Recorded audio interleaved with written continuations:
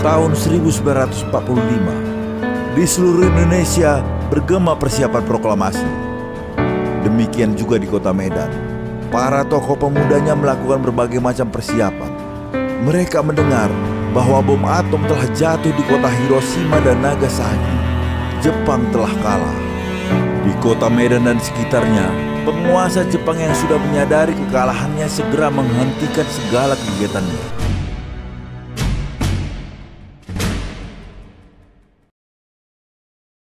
Proklamasi. Kami, bangsa Indonesia, dengan ini menyatakan kemerdekaan Indonesia. Hal-hal yang mengenai pemindahan kekuasaan dan lain-lain diselenggarakan dengan cara saksama dan dalam tempo yang sesingkat-singkatnya. Jakarta, 17 Agustus 1945, atas nama bangsa Indonesia, Soekarno. Tanggal 17 Agustus 1945, gema kemerdekaan telah sampai ke kota Medan.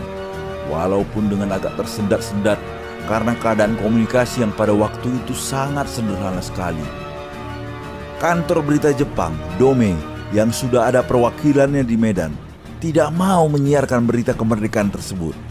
Kabar kemerdekaan Indonesia di Medan baru sampai 10 hari kemudian, yaitu tanggal 27 Agustus 1945.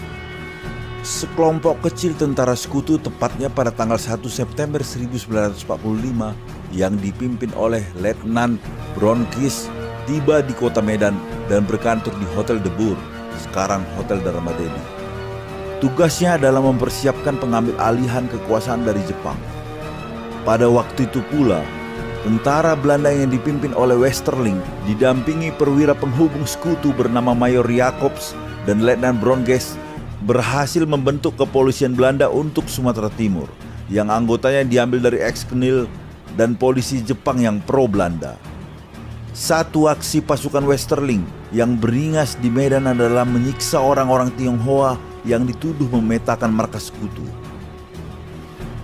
Kedatangan pasukan sekutu yang diboncengi Nika atau tentara Belanda membuat rakyat dan kaum pejuang di Sumatera Timur merasa terusik. Belanda mulai menunjukkan pergerakan yang mencurigakan. Para pemuda di Medan segera mengambil sikap.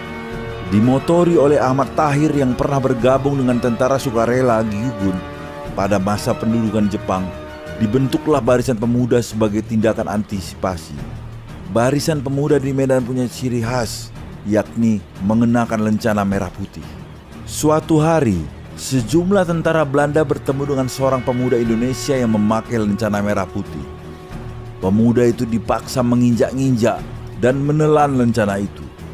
Insiden inilah yang memicu pecahnya perang di Medan. Pada tanggal 15 Oktober 1945, seorang pemuda berdarah Ambon pro-Belanda menembak ke arah sekolah Timbang Galung yang dijaga Barisan Pemuda Indonesia. Pemuda Ambon itu dikejar hingga ke Siantar Hotel. Pengejaran itu mengakibatkan 5 orang Belanda dan 10 orang Ambon tewas. Selain itu, 17 pemuda orang Ambon dan 10 orang Belanda ditangkap. Komandan tentara Inggris di Medan, Brigadir Ted Kelly, mengeluarkan maklumat agar rakyat Indonesia di Medan dilarang memiliki senjata, dan senjata yang ada harus diserahkan kepada tentara sekutu. Tentu saja rakyat Medan tidak mematuhi aturan tersebut.